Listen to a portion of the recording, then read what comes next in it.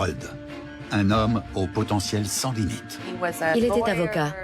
Au dire de tous, c'était un remarquable scientifique. Et il travaillait sur plein de choses importantes. On était attirés par son monde. Mais Donnie avait des secrets. Il était soupçonné de meurtre, radié du barreau, et il a intégré le service de répression des fraudes. Diane a dit que sa nourriture était plus amère que d'habitude. Elle a pensé qu'il essayait de l'empoisonner. Oui. Et c'est à ce moment-là qu'on a compris que quelque chose ne collait pas dans cette situation. Était-ce un meurtrier ou une tête brûlée? Même quand son certificat de décès a été modifié, pourquoi on ne l'a pas arrêté? Son certificat de décès indiquait un homicide. C'est Donnie qui conduisait. Pourquoi on ne l'a pas arrêté?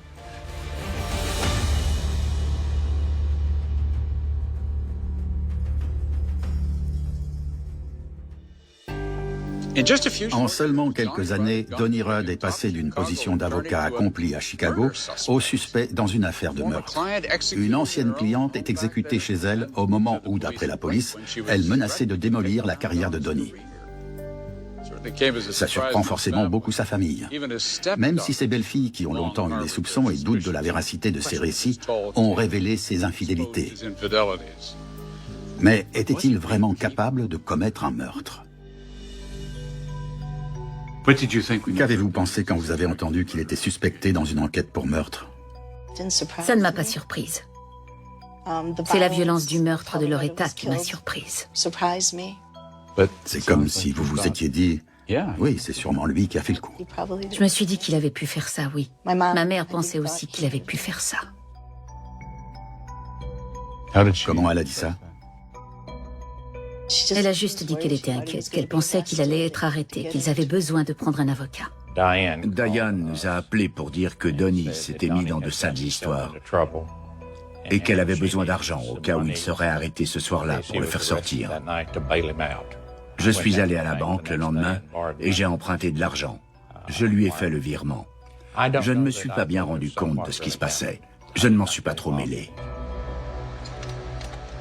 Donnie est officiellement suspecté du meurtre de Loretta. Mais la police a besoin de plus pour l'arrêter.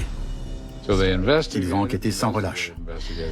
Ils l'ont suivi, la police. Je me souviens de la police qu'ils suivaient. Je ne crois pas qu'ils essayaient de cacher le fait qu'ils étaient là. Ils voulaient que ça le mette mal à l'aise. Il est allé acheter quelque chose et les flics l'ont suivi. Il a fait des zigzags et il a appelé pour dire « Ouvre la porte du garage très vite ». Il est rentré et il a essayé de se faufiler en douce avant que les flics ne voient où il était passé. Il a voulu les semer. Ou les rendre fous dans leur filature.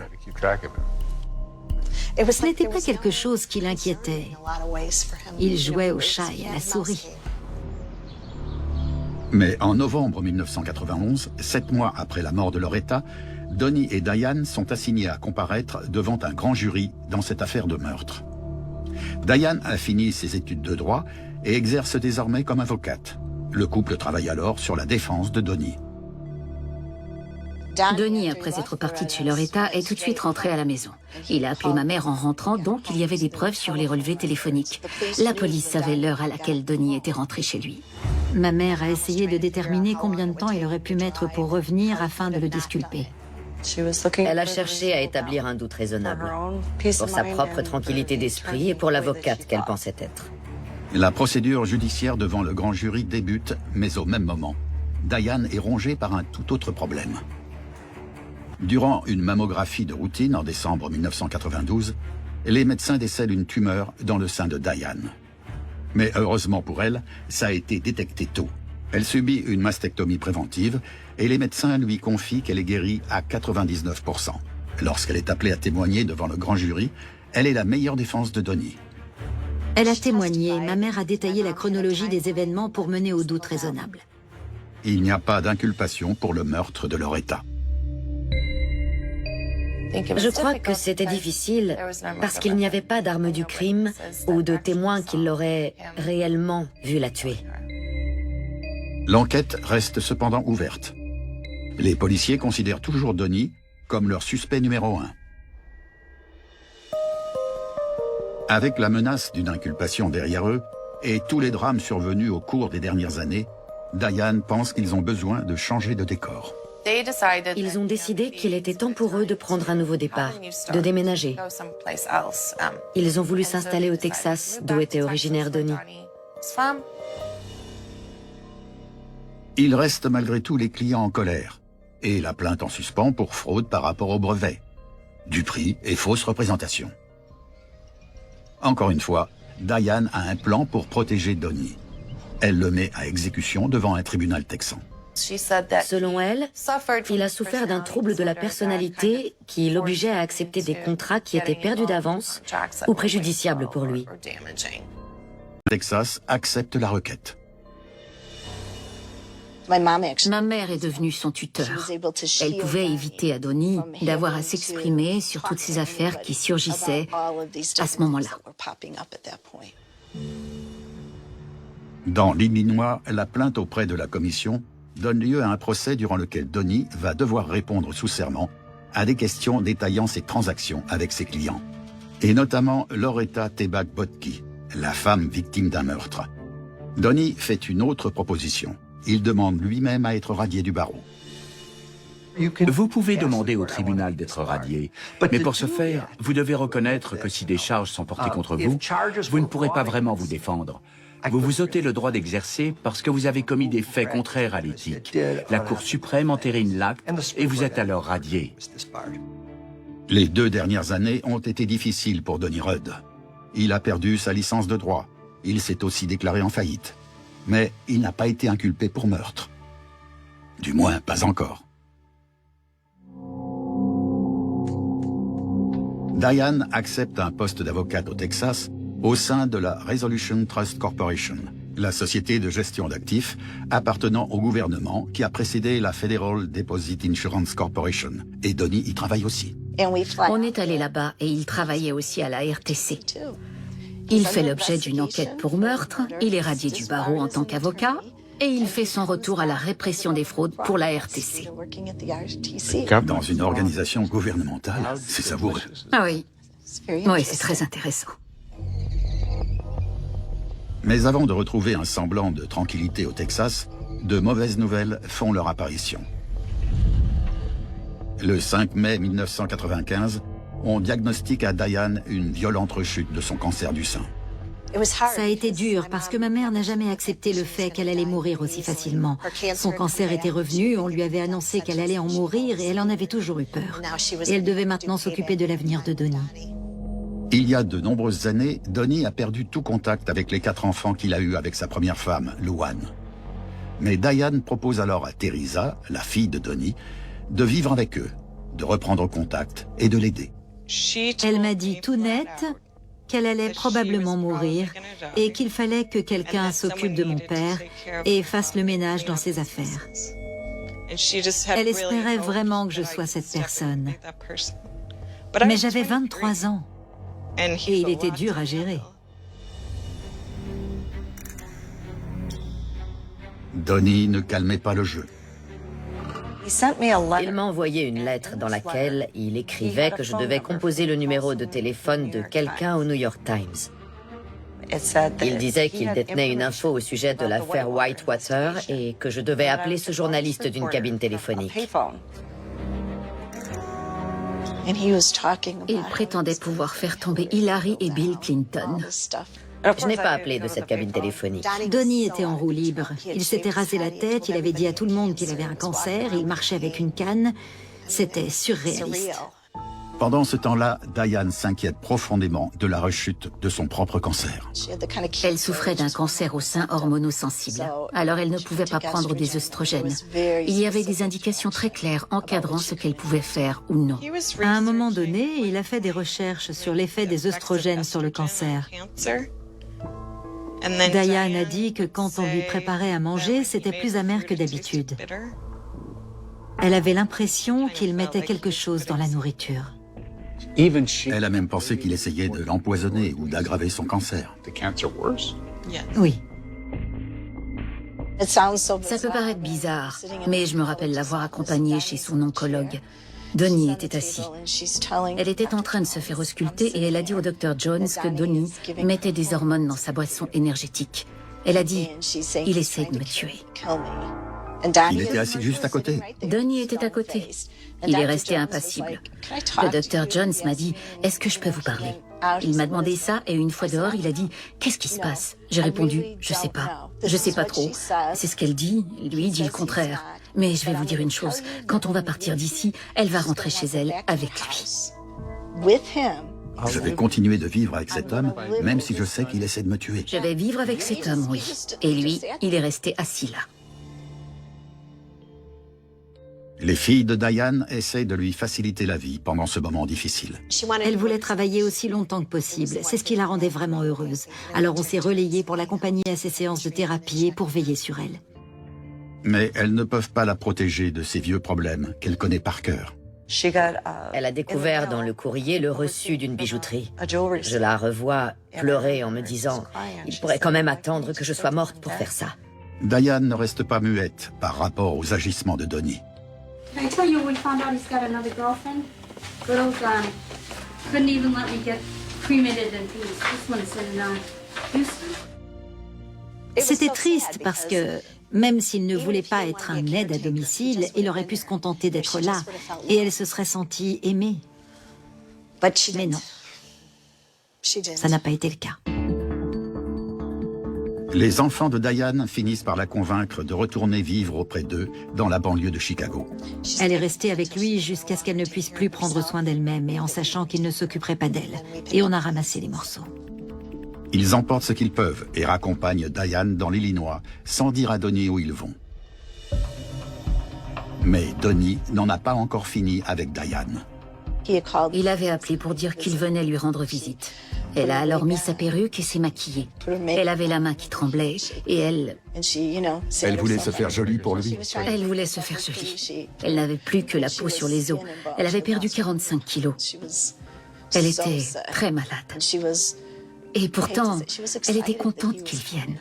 C'est l'histoire la plus triste que j'ai jamais entendue. C'est triste. Elle voulait juste savoir si tout ça avait valu la peine, s'il l'aimait vraiment. Il est arrivé et je suis allée préparer du thé. Quand je suis revenue, il avait ouvert sa mallette.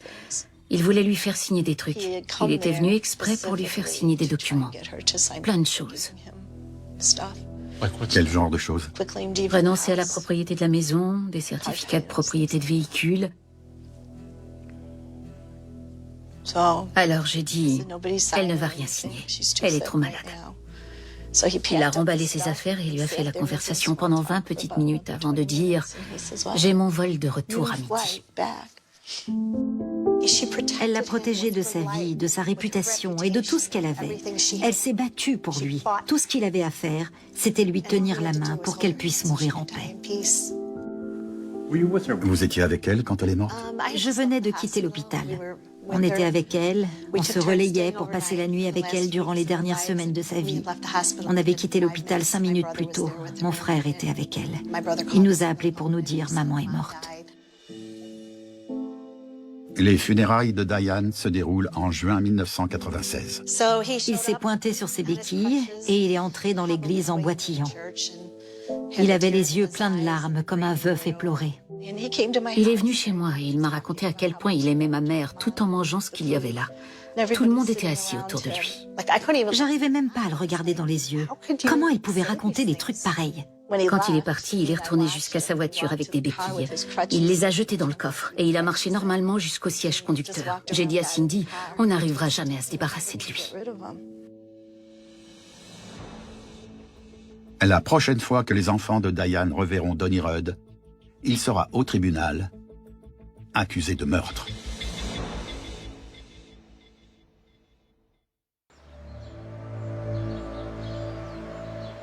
La mort de Diane des suites d'un cancer à 59 ans en 1996 est bouleversante pour ses 4 enfants. Mais ils ont une maigre consolation. Ils vont enfin prendre leur distance avec leur beau-père, Donnie Rudd, qui a occupé malgré eux une place dans leur vie durant plus de 20 ans. C'est du moins ce que croient certains membres de cette famille recomposée. On sera toujours liés à lui parce que mon père biologique est marié à la première femme de Donnie. Il y a toujours un lien parce que ses enfants sont comme nos frères et sœurs. Donc, on entend toujours parler de lui. En réalité, Donnie n'a pas discrètement disparu après la mort de Diane.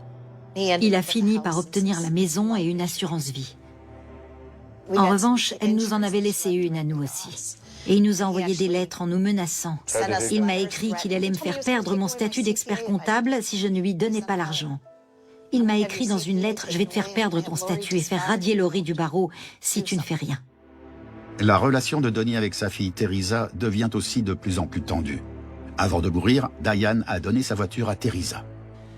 Elle m'avait dit « Teresa, c'est pas grand-chose, mais je ne veux pas qu'il ait ma voiture quand je vais mourir parce qu'il a une liaison et j'aime ma voiture. Et les imaginer tous les deux se balader dans ma jolie voiture ensemble me met en colère. » Après les funérailles, Teresa se retrouve sur le même vol que son père pour rentrer au Texas. Je suis sortie de l'avion. Mon père, Donnie, m'a arrêtée. Il m'a dit « Il faut que tu trouves ce qu'ils ont fait de cette voiture. C'est ma voiture et je veux la récupérer. » J'ai répondu « Papa, en fait, Diane me l'a donnée, cette voiture. » Et pour la première fois de ma vie, j'ai vu sa colère. Je n'avais encore jamais vu ça. Il me criait dessus en plein milieu de l'aéroport. Les enfants de Diane essaient comme ils le peuvent de poursuivre leur vie après les années gâchées par Donnie. Mais il y a une autre famille qui ne peut pas non plus oublier Donnie Rudd. C'est celle de Loretta Tebak Bodki. D'après Louami Crowell, journaliste au Houston Chronicle, Stephanie, la fille de Loretta, était parfaitement au courant du désaccord entre Donnie et sa mère qui avait conduit au meurtre de Loretta. Elle pensait réellement que Donnie était responsable de la mort de sa mère. Alors, pendant des années, elle s'est efforcée de faire pression sur toutes les personnes qu'elle pouvait pour les convaincre d'enquêter sur lui. Elle n'a jamais abandonné.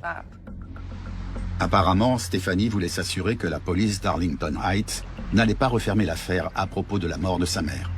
Je crois que chaque année, le jour de l'anniversaire de la mort de sa mère, d'après ce qu'ont raconté les policiers, elle leur apportait des gâteaux ou autres.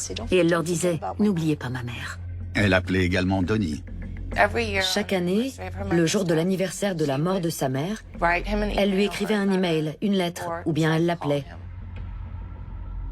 Elle essayait de parler avec Donnie en disant « Je sais que tu l'as tué. Une partie d'elle est toujours avec moi et je ne l'oublierai jamais. »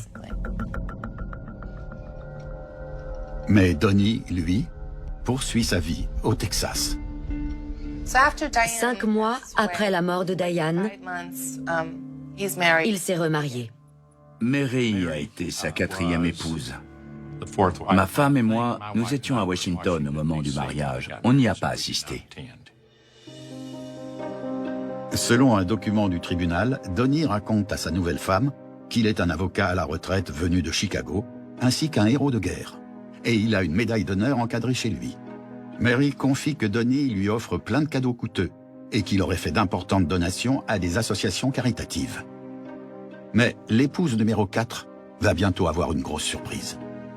D'après ce que je sais, ils sont allés à l'église dans laquelle Mary avait grandi et sa mère était là. Ils voulaient installer un vitrail avec une rose dans l'église et ça coûte quelque chose comme $1 million. Donnie s'est alors levé et a dit devant tout le monde « Je vais vous donner ce $1 million pour payer ce vitrail de rose. » Et puisqu'il ne pouvait pas fournir cet argent, finalement, il a pris des cachets et on l'a conduit à l'hôpital. Mon frère aîné est allé le voir à l'hôpital. Ils étaient sur le point de lui faire une IRM pour voir ce qui s'était passé. Mary, la femme de Donnie, est inquiète au sujet de cette IRM que doit subir son mari. Elle a dit « On ne peut pas faire ça à cause des éclats d'obus qu'il a dans la tête depuis le Vietnam. » Mon grand frère a répondu « Il n'a jamais fait la guerre, c'est totalement faux. » Elle a appris qu'il n'avait jamais reçu de médaille d'honneur, même s'il y en avait une d'accrochée au mur, qu'il n'avait jamais fait partie de la CIA, qu'il n'était pas un avocat à la retraite et qu'il n'avait pas possédé une compagnie pétrolière, et que c'était un avocat radié du barreau et fauché. En l'espace de 9 mois, ce mariage prend une affreuse tournure. Mary demande une ordonnance conservatoire contre lui.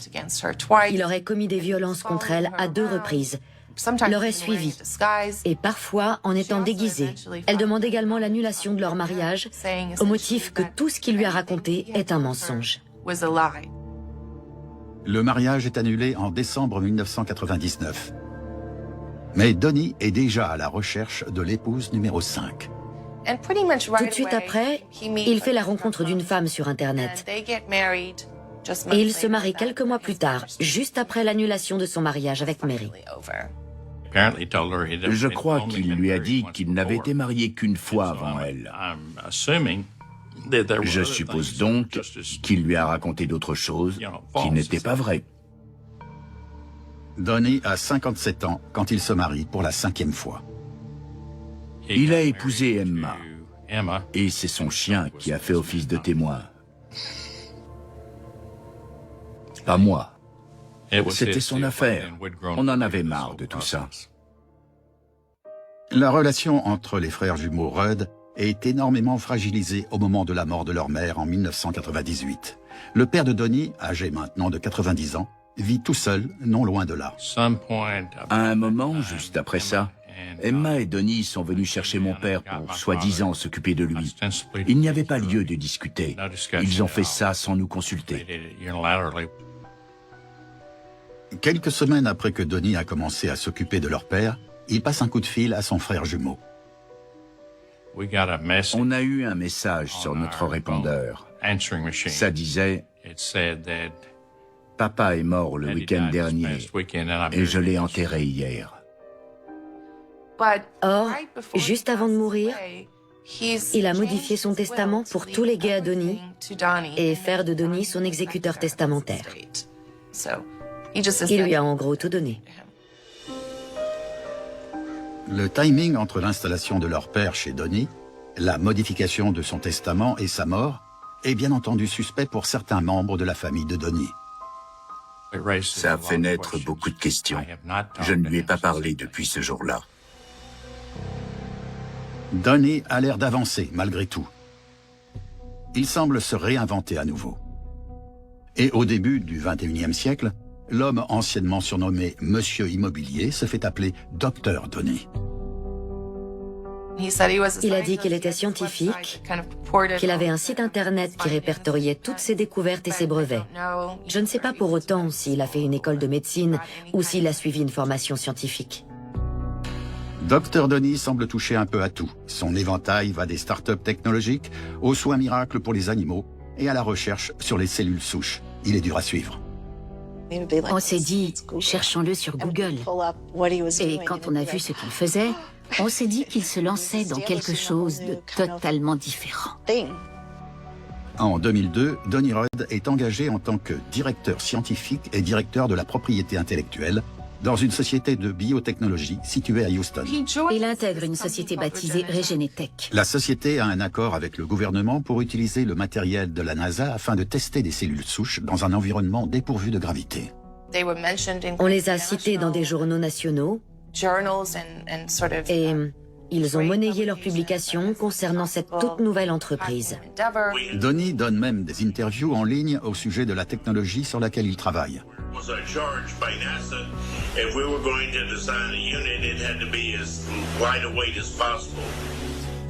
Donnie est apparemment le cerveau derrière un traitement révolutionnaire contre le sida, de probables traitements contre le cancer. Mais une nouvelle implosion semble pointer à l'horizon. Donnie est bientôt accusé devant les tribunaux d'organiser une révolte au sein de l'entreprise Regenetech. Donnie nie les faits qu'on lui reproche. La société fait finalement faillite. Et sa 5e épouse découvre qu'en réalité, il n'est pas un riche héros de guerre. Son personnage s'est à nouveau effondré. Elle a tout découvert sur lui. Elle a découvert qui il était, oui. Pendant ce temps, dans l'Illinois, 10 ans après le meurtre de Loretta Tebak Bodke, la police d'Arlington Heights tente toujours d'élucider l'affaire. Elle n'a jamais écarté Donnie du banc des suspects. Les enquêteurs s'intéressent également de plus près au passé de Donnie, notamment à la mort prématurée de Noreen, sa 2e épouse, qui a disparu en 1973. La police, à ce moment-là, a aussi appris qu'il avait touché des indemnités d'une assurance qui, pour une raison inconnue, n'avait pas été passée en revue avant cela. Donnie Rudd a apparemment touché une grosse somme d'argent après la mort de Noreen. En apprenant cette information, les autorités tentent à présent de comprendre toute l'histoire.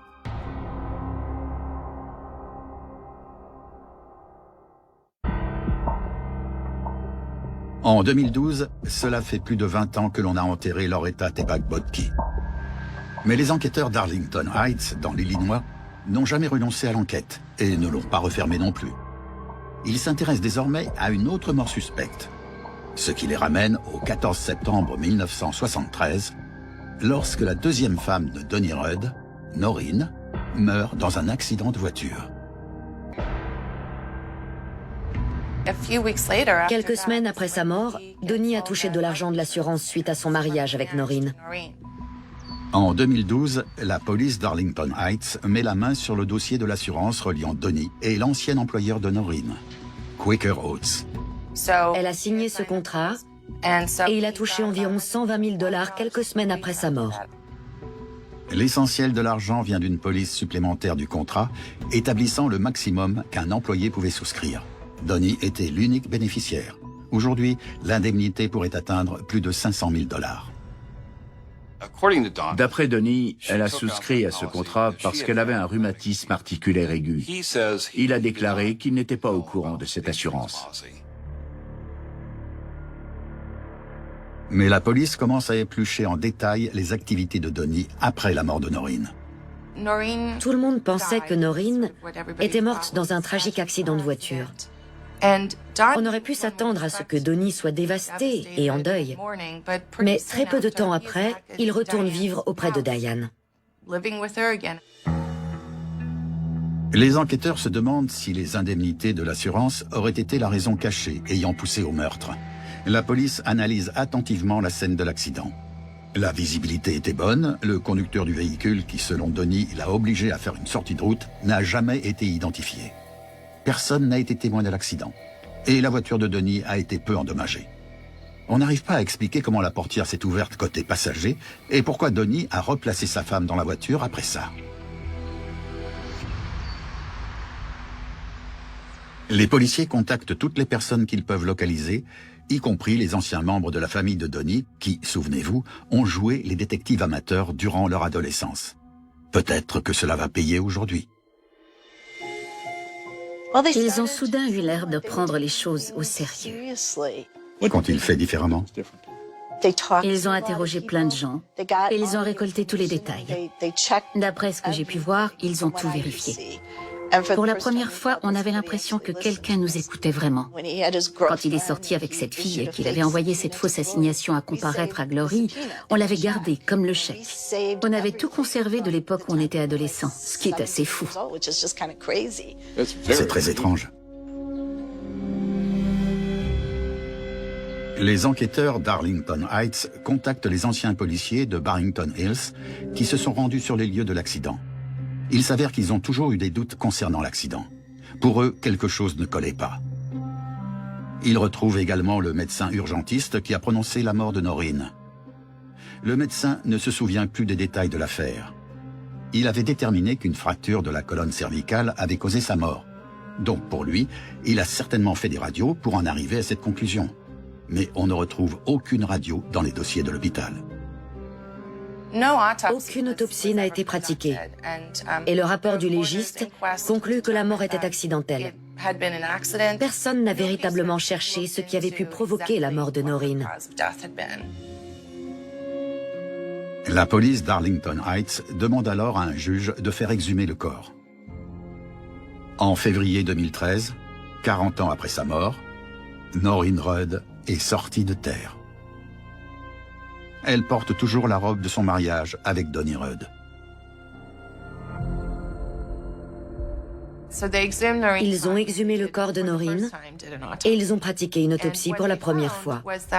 Ce qu'on découvre est le contraire de ce qu'ont conclu les enquêteurs il y a des dizaines d'années, à savoir que ce n'était pas un accident, mais qu'elle avait reçu un choc traumatique violent à la tête. Cette fois, on détermine que ce sont plusieurs coups portés à sa tête qui ont causé sa mort.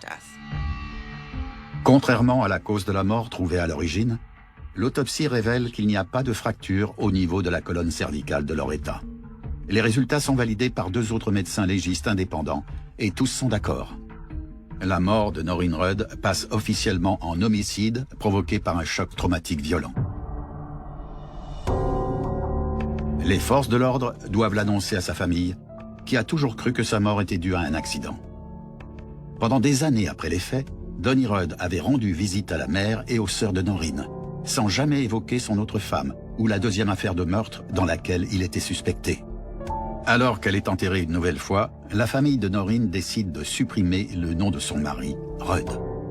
Pourtant, les anciennes belles-filles de Donnie pensent que même ce nouveau fait ne permettra pas d'arrêter Donnie Rudd. Même après la modification de son certificat de décès, on s'est demandé pourquoi il ne l'arrêtait pas.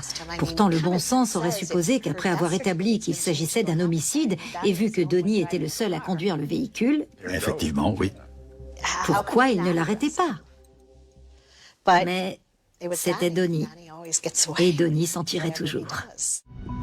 La police d'Arlington Heights décide de se rendre dans le Texas. Il vit alors dans un joli quartier du sud de Houston. La police de Sugarland collabore en suivant les déplacements de Donnie. Et le 17 décembre 2013, les enquêteurs d'Arlington Heights confrontent Donnie Rudd. Ils l'ont abordé alors qu'il sortait d'une épicerie. Il avait acheté de la glace et ils lui ont demandé de les accompagner pour répondre à quelques questions. Les policiers proposent même de mettre son pot de glace au congélateur pendant leur discussion. Il est venu contre son gré et ils l'ont interrogé. Donnie a été plusieurs fois interrogé par la police au sujet de la mort par balle de son ancienne cliente, Loretta Tebak-Botke. Sa version n'a jamais changé. Mais cette fois-ci, les questions ne concernent pas seulement le meurtre de Loretta. Elles se concentrent sur la deuxième épouse de Donnie. Ils ont à nouveau interrogé Donnie sur la mort de sa femme, Noreen.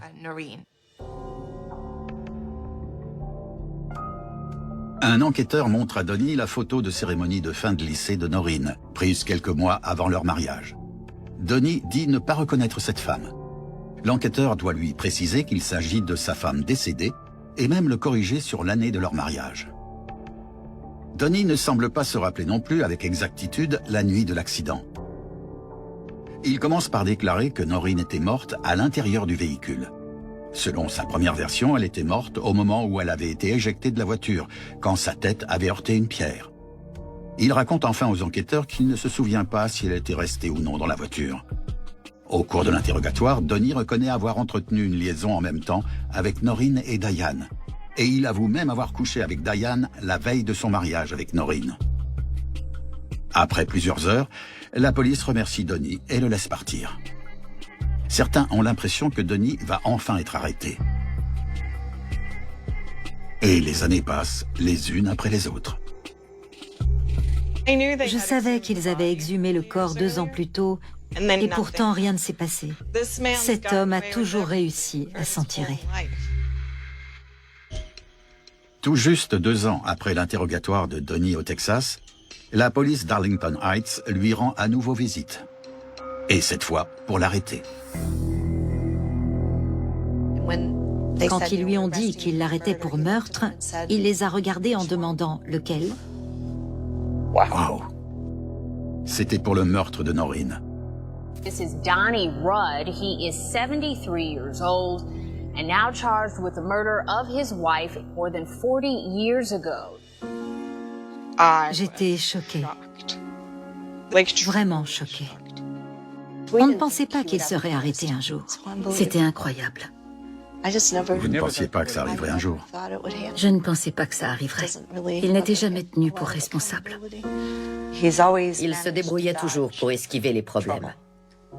Alors, j'ai été surprise quand ils l'ont enfin arrêté. On ne savait pas s'il avait fait le coup ou pas, mais rien de ce qu'il aurait pu faire à ce moment-là ne nous aurait surpris. Authorities have had their eyes on Donnie Rudd for a very long time because he was also named a suspect in the 1991 death of one of his clients, Loretta Terry Tabak. Donnie Rudd est extradé vers l'Illinois, conduit à la prison du comté de Cook et traduit en justice. The defendant moved back in with his girlfriend approximately a week after Noreen died. Le procureur cite non seulement le meurtre de Noreen, mais aussi le fait que Donnie reste suspect dans le meurtre de Loretta Tebak Botki, avec qui il avait entretenu des liens. Two of the victim's neighbors observed the defendant's car, a white compact car with vanity license plates Mr. Kondo, parked in Mrs. Tebak Botki's driveway. L'avocat de Donnie déclare être surpris des accusations portées. You know, there was a coroner's inquest back in 1972 without any issues. They ruled it was an accident. Now we come back 42 years later and we have an attempt first-degree murder charge. So. Donnie plaide non coupable. Le juge fixe une caution de 4 millions de dollars. Il va falloir que Donnie demande à quelqu'un de réunir tout cet argent. Une femme m'a appelé et voulait que je lui verse cet argent. C'était une de ses maîtresses. Elle a laissé un message sur notre répondeur et je ne l'ai jamais rappelé. Je ne voulais pas lui donner un centime. Donnie Rudd va-t-il rester derrière les barreaux? À ce moment-là, la plupart des gens qui le connaissent ne se font pas d'illusions.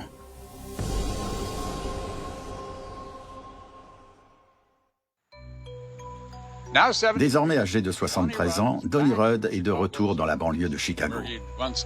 C'est là qu'il a auparavant changé le destin de toute une famille. Là aussi que sa jeune épouse est morte le long d'une sombre route de campagne. Il se faisait appeler Monsieur Immobilier, avant qu'on le rebaptise Monsieur l'Escroc. Il est suspect dans une enquête pour meurtre. Certains pensent que la loi va finir par rattraper Donnie Rudd. Il est accusé de meurtre, non pas de Loretta, mais de Noreen. La caution est fixée à 4 millions de dollars et beaucoup se disent qu'il va languir en prison en attendant son procès. Mais encore une fois, il s'agit de Donnie Rudd.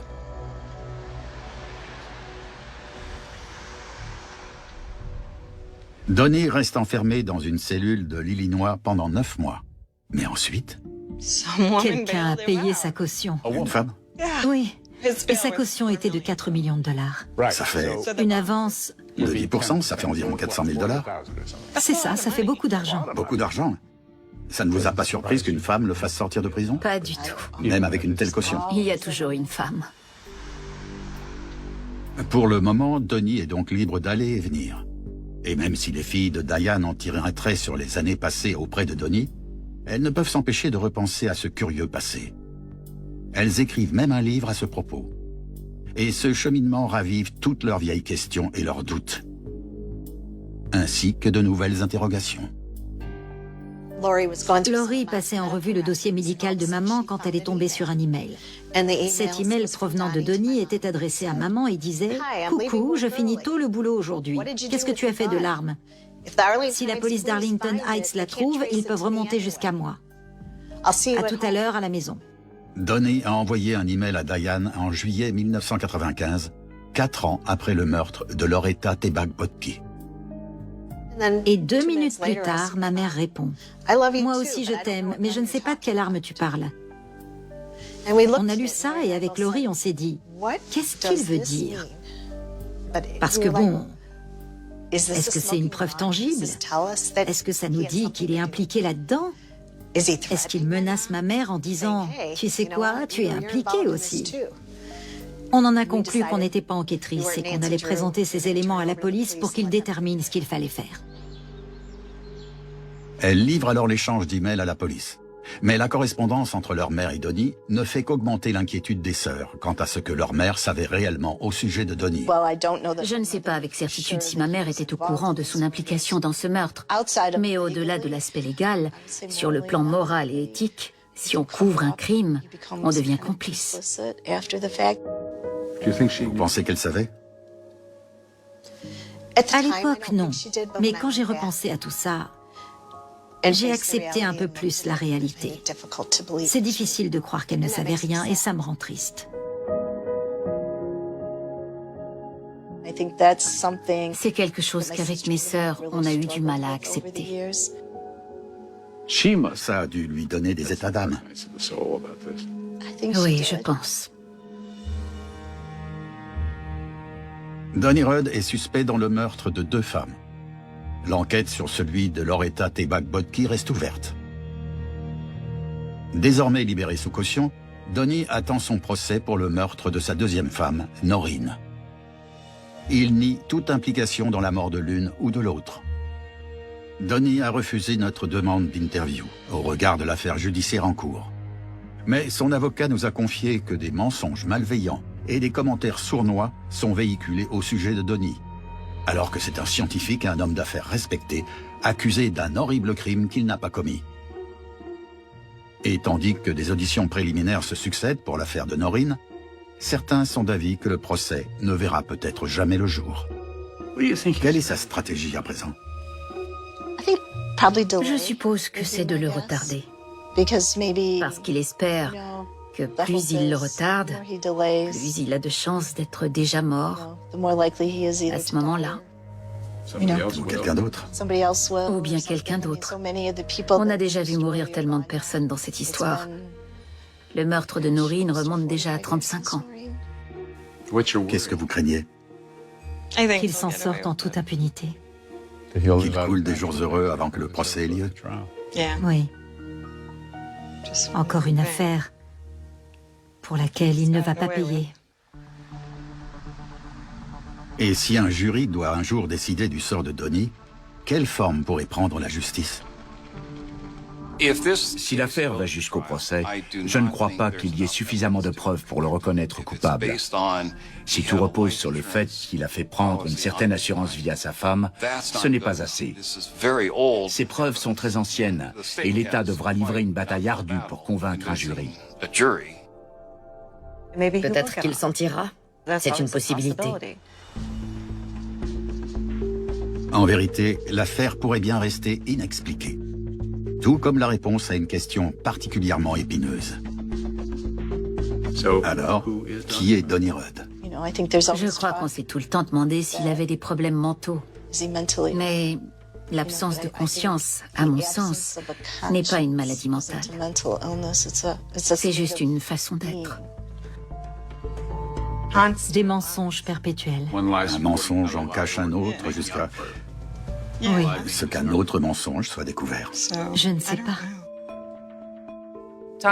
Toute l'histoire de Donnie repose sur sa capacité à toujours rebondir. Il repart de zéro et il séduit les gens. Je ne pense pas avoir eu affaire à un meurtrier.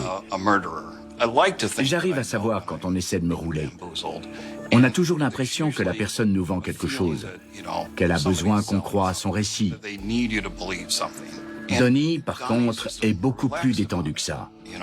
Si je me fais embobiner, alors c'est que c'est vraiment un expert. On a grandi ensemble pendant les 18 premières années de notre vie. On a été éduqués de la même façon, je pense. Et il a pris un autre chemin. Je ne sais pas qui il est ou si je le saurai un jour. Et honnêtement, je ne veux pas le savoir.